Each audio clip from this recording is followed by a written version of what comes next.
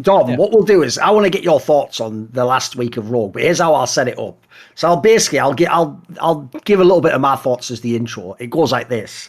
You know, I mentioned last week that technically, if you look at who they've lost to, it's actually fine who Rogue have lost to. Like, these are some of the teams that would have been questionable to potentially lose to anyway in the split. And so, because they'd won all the rest of the games, they're actually back on track. As you see now, they're tied for first place again. Like, in theory, the split's all corrected. We're back to, they're going to be a top team. But here's the difference, though, Dom, is if you actually look at the quality of the wins they have, that's where I have a problem. That's where I want to start this discussion. Because, mate, they just 2-0'd this last week. They could have gone 0-2. And when I add in that fucking mad throw from earlier in the split, they could have the opposite record. They could be 2-5 right now. And that's not even hating. Like, there's the difference. Rogue is technically tied for first place in the league. They do not look like at all like the best team in LEC right now to me. So, Dom, give me your thoughts initially, and then Seal can jump in wherever he wants.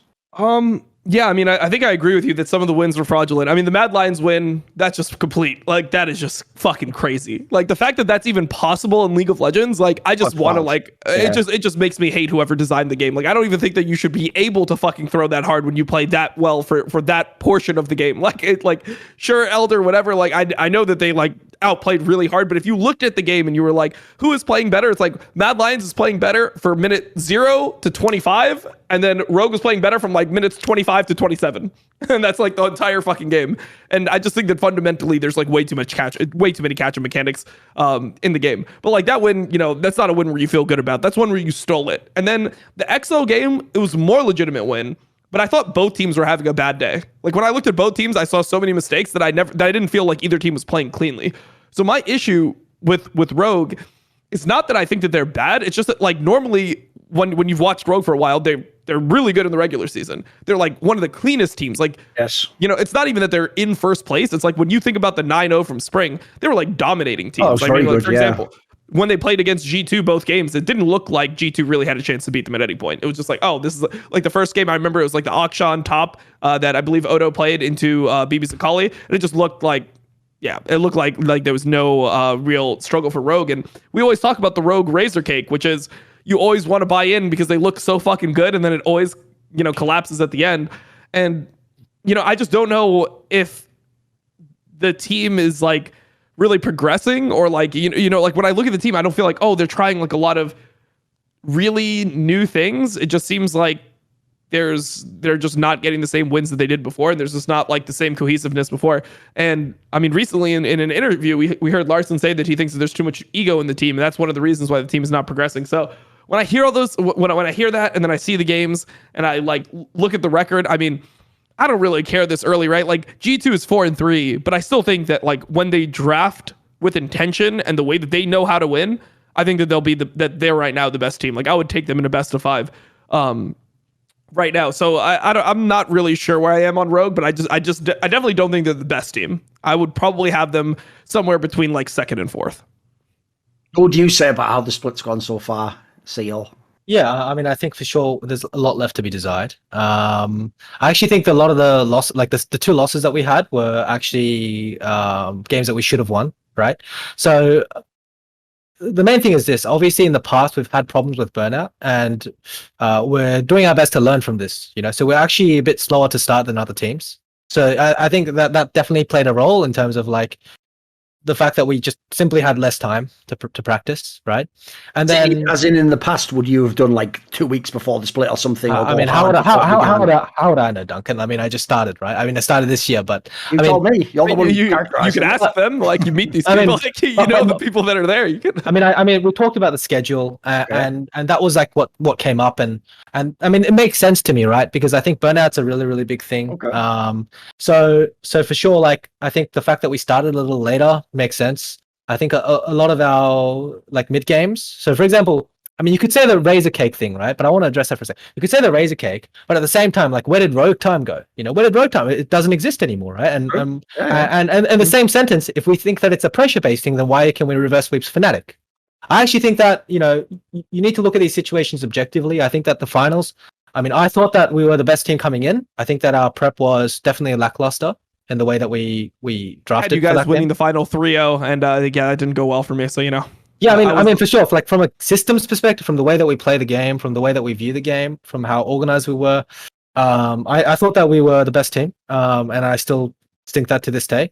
I think our prep was a bit lackluster, and I think it's kind of unfair to say that, you know, our players are chokers, or that there's the thing called a rogue razor cake, because all these things are just independent from one another. They can be fixed, they can be addressed, and you learn from it. Same for the whole burnout thing, right? So even though we don't look, you know, the best right now, I'd say that, you know, taking that break might mean that we look much better in the next 4 or 5 weeks. I'm not going to go ahead and curse it and pull off a G2 where, you know, in 2021 G2, where they had the reckless roster and they're like, oh, Worlds is free and we're just working on World. It's not like that at all. It's just more so that, you know, for playoffs and Worlds or whatever it is, like mental health's a really big thing. I think player longevity is a really big thing, and so that's why we're kind of starting out late. So yeah, I mean, I definitely think some of these stereotypes should be viewed independently. I don't think that they're particularly accurate in a lot of cases, and that's just what I have to say about it. But for sure, our games haven't been all right. So amazing.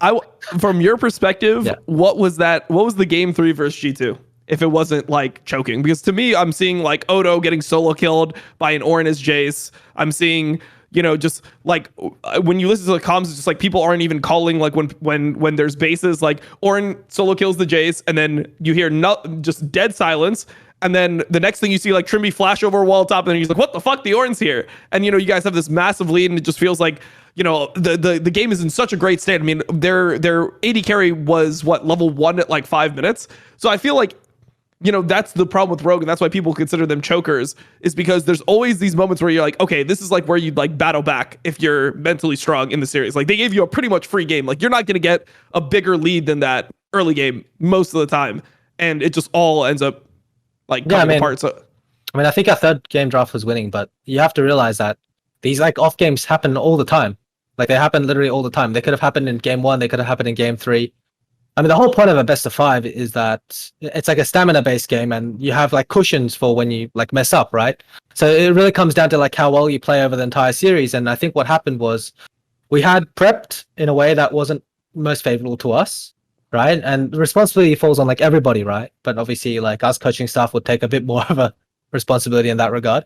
And then by the time we got to game 3, it was like we played something that we weren't necessarily prepping. It was just something that we thought was a good adaptation, and combined with the fact that there's a lot of pressure from like losing first 2 games, combined with the fact that things haven't gone how we thought they would, right? I think that's completely different from just talking about choking, because I think, like as I said, the best of 5 is like a best example. Like a semifinal isn't any less stressful than a finals, guys. It's very, very stressful if you're 0-2 down, right?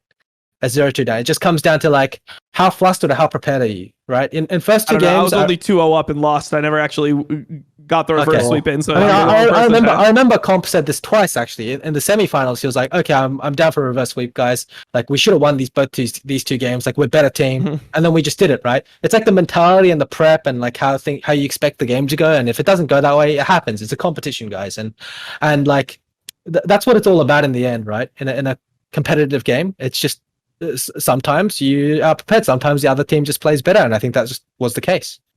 I don't think it was like a choke thing. Well, as you said, it's only your first year in Rogue. You'll find out in year 2 and 3. So, yeah, Thorin, what's your take on that? Before we even move on, like, do you buy it? Do you buy it? Listen, I don't buy it, but just because it goes totally against my philosophy. Like, listen, I do agree. It's not like when Rogue loses, like everyone is a choker. First of all, I don't think that even works like that. Like, for example, I've seen from CSGO, you can get players that individually will clutch their whole career and put them in the wrong team together, and the team collectively becomes unclutch or a choking team. And like that's one of the weird things about dynamics of personalities and playing styles and stuff. So, like for example, the thing he said about comp there, I'll give you a little angle on that. If you remember in the comms in the final, I forget if it's after game 1 or game 2, there's a point where comp says something like, I feel like I haven't even played League of Legends yet. Game right? 2. That's not choking, that's tilting. That's like you're just frustrated, like, fuck dude, we're on game 3 of the final, I haven't even got to play yet, like I'm AD carry, I haven't had a chance in the game. Like even if he says it in like it's just a joke or whatever, like you don't verbalize that if there's not something behind it. So like for me, someone might have choked, someone might have tilted, the staff might just be going, oh, just had a bad game. Because here's the problem with that angle, right? When you said that there, Seal, I joked, but there's a grain of truth in it. It's only your first split, so it's all well and good you going, just had a bad day, didn't we? Mate, all fucking Rogue has in finals is bad days. All they have in upper bracket finals is bad days. The best day in the history of the Rogue organisation in League of Legends thus far is that sweep over Fnatic, right? That was almost a fucking sweep by Fnatic. If that's your best day ever, then here's the problem. I'll spin it. I'll go full Thorin. Are you ready? You've brought the fucking demon out now, mate. Don't do it if you don't want it. Here's the fucking, here's the angle for you, right? Here's why you should want me to call Rogue players chokers. Because do you know what they are if they're not chokers, Seal? Just fucking second best, mate. They're not good enough. When I call them choker, I'm actually giving them the respect that they might have been the best team that day, that Larson might deserve to win the LEC, that Adoam they might have had a tortured career. Because if he isn't a choker, if there isn't some other intangible affecting them, they're just fucking not as good. They're just worse players. So take that to the bank if you want. Fucking stamp it and go fuck off and get your silver medal if you want. But if you want to have the gold medal, one, fucking own your mistakes and actually improve them. Don't go, oh, hope that doesn't happen again. What hope? Motherfucker, you build that wall brick by brick. You don't just go, hope it just works out. And then secondly, like, if you're fine with being considered second best, cool, do it then. But here's the other thing. I don't give a fuck about second best, mate. It's win or bust. It's win or bust. I think it's important that I address that because, I mean, in a way, I actually agree with what you said. I think we were second best. Okay, I mean, there's a big, in my opinion, there's a big difference between first and second. Okay. What I'm saying is, like, you should objectively look at what was the reason behind being second best. That's what I believe, right? And of course, let me just say this then. I think one other thing I would throw in is this. I tried to imply at the beginning, but I wasn't explicit. The other problem is this. Obviously, people are trying to make a very simple one-sentence narrative to cover basically 3 different rosters of Rogue players and about 5 splits at this point in time. Right? Yeah, obviously, I doubt they lost every single split in exactly the same fashion because someone choked. Yeah, that part is like very simplistic because that's just Reddit narratives where people have the same concept that gets repeated. And for example, like the premise would be if Southmade gets kicked, he must have been toxic, you know, like, I'm sure there's a grain of truth to that, but I doubt every time he left the team it's because he was toxic. I imagine sometimes he didn't fit the meta or he didn't get along with the play. So, yeah, I'm definitely not on board with that. It's not that, like, Rogue is always chokers, basically. I'm sure there's many different ways you've lost over the years. Yeah, I mean, for sure. That's what I mean. Like, we were the second best, that's why we're second, right? That's not something that anyone's avoiding. It's just, I'm not sure if that the reason was choking specifically. Yeah, maybe, fair enough. Maybe I haven't been around in the team as long enough as you know, as you said. That's mainly just bad that I'm fucking maybe beyond that. Alternatively, I could say that, you know, I work with these players every day, you know. So, sure. I mean, at the same time, of course, I wouldn't be able to come here and say that, but I can confidently say to you from a coach, from a person, right, that I think that these guys have the potential to be the best, and that's really what we're working towards. And I would say that, I mean, you could say that it's the same or different roster or same players or whatever, you know, because we maintain 3 of the roster, but I think the level of play or the level of players between each season has been widely different, right? And the environment has been widely different. The coaching stuff has been widely different. You can't say that a roster that had Bjergsen that, you know, didn't come first back in 2015, 2016 for 1 or 2 splits, it was because Bjergsen choked. That's not the case at all. I mean, look at Jensen as well. People were saying that he was a massive choker. These things, even if they were true, these things are things that can be addressed and improved on through things like routines, through performance coaching, through a lot of different things, right? And so for me, I mean, from what I felt inside the team environment from talking to these players is that I really do believe that, you know, we have the potential to be the best and we can do it. It just means that the process needs to be right. And really, to win, guys, I think almost everything has to go right. I think like it's very, very hard because everyone's trying to win, right? So yeah.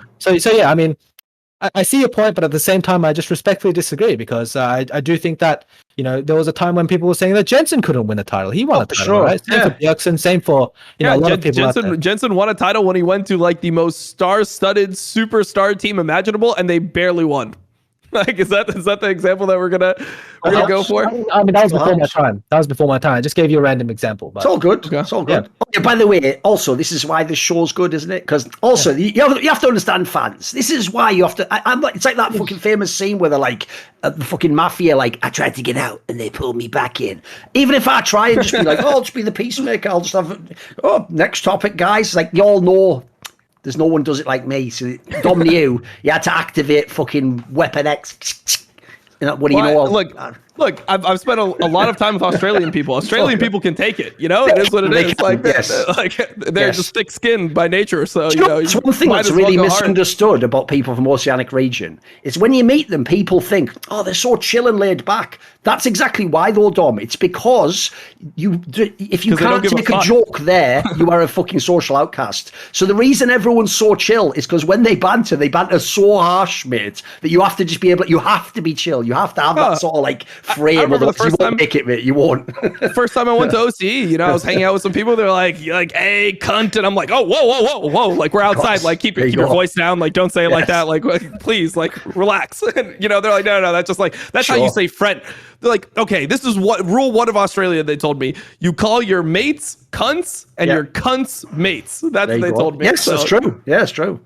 Yeah, that's how I. That's how I was introduced to Australia right there. When I realised the internet had actually skewed who I was as a person and it had gone too far. There was once a time a few years back where I was just on a train with someone and I was talking and this woman just goes like, "Excuse me, like I'm sorry to interrupt, but like, could you please not swear like in front of my child?" And I was like, I looked around and like she was sat there with like a 3-year-old child, and I realised I was just talking like how gamers do. So obviously I was talking, it's this fucking cunt anyway. I smashed his head in the game, like fucking dick, and tries to gank me.